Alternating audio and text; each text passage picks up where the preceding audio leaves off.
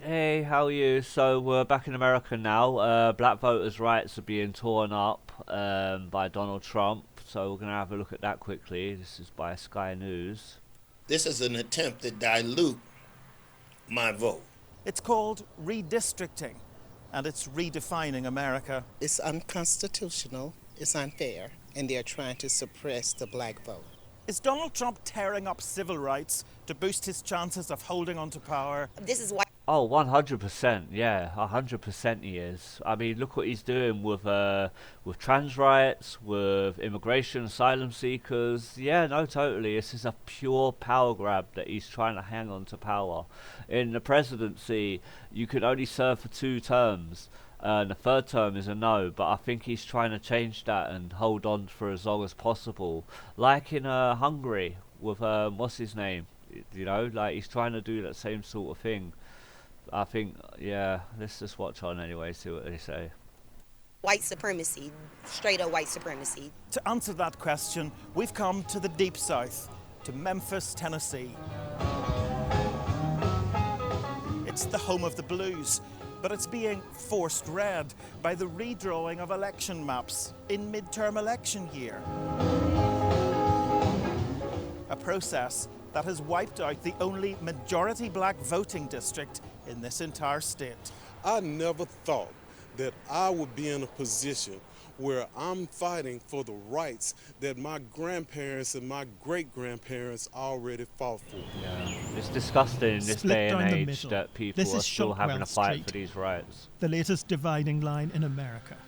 Ninth District, the only Democratic seat here, has been carved up to benefit Republicans. But it's the only majority black district in Tennessee. They try to dress it up that this is about politics and numbers. No, it's about politics and Racism. racism. Yeah. Voters choose representation. Representatives don't choose voters. Dr. King was shot at the Lorraine Ah, Motel. that's the hotel. Martin Luther They've King been was here shot. before. This community knows all about struggle. It was here that Martin Luther King gave his last speech and breathed his last breath. And the shot rang out. Kapow! District 9 is holy ground to the civil rights movement.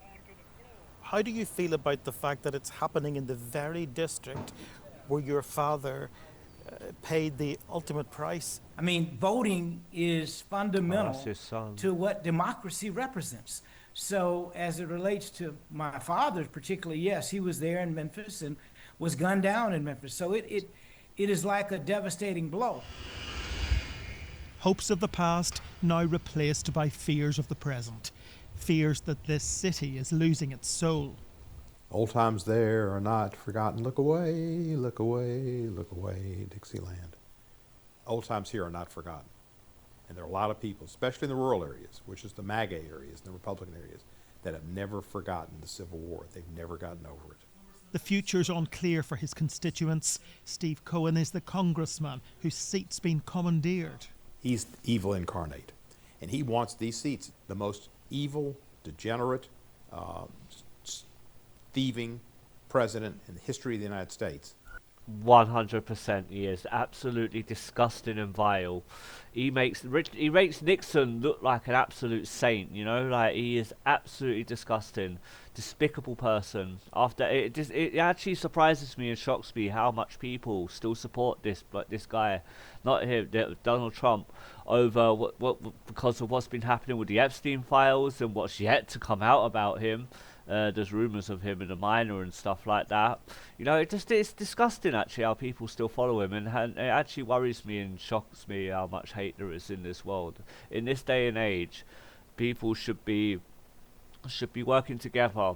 We should not in this day and age be having people starving. We shouldn't be looking down on people because they're different, racism, discrimination because of skin colour, gender, race, you know, all that other stuff. We shouldn't be having that. Both parties are scrambling to redraw maps, but the president is winning this race, backed by the Supreme Court. That's the kind of ruling I like. Some states don't need to redraw, and some do. Republicans have added most seats, making it much harder for Democrats to flip the House of Representatives in November.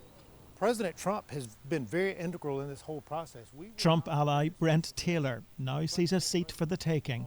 We drew these boundaries for political purposes. We want to maintain the Republican majority in Congress. That's not a secret. But redistricting means much more than politics in a place like this. Memphis is a 64% black city. It's the blackest city in the entire country. And to combine it with the same district that the Ku Klux Klan was founded in is truly unconscionable. But there are two sides to this story, so we headed east to a place of politics and prayer. Lord, I ask that you be with us as we seek to do the things that need to be done to make it a better place to live. The monthly meeting of Republicans in Bolivar.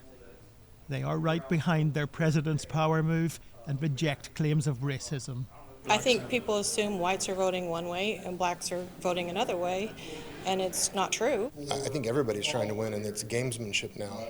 If you believe you're right and you want to win and do the right thing, you're going to do everything in the world to retain power and win. We've got people on both sides of the line, a lot of friends that are on both sides of that line, but really I would love to see just everyone come together and serve what's best or do what's best for Tennessee. Bolivar is 70 miles from Memphis. They're now in the same voting district, but there's a world of difference between them.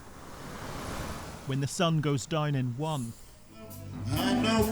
the lights come up in the other.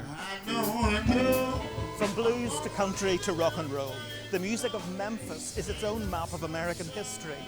But the city of Elvis, B.B. King and Otis Redding is getting a political makeover, and there's nothing these streets can do about it. This is Donald Trump's town now, and in his quest to hold on to power, it's now or never. When she's gone, she's gone. Yeah, no, 100%. That's the video finished though, but what I think is the sooner you get Trump out of that White House, the sooner your country will be great again. You're not going to build a great country by having evil people in charge of it who are selfish and are only there for their own gains. They don't care about you as individuals or people. That's what I think anyway, and that's how it actually is. So we'll leave it there anyway. If you enjoyed the video, hit that like and subscribe. Until next time, thank you. Bye.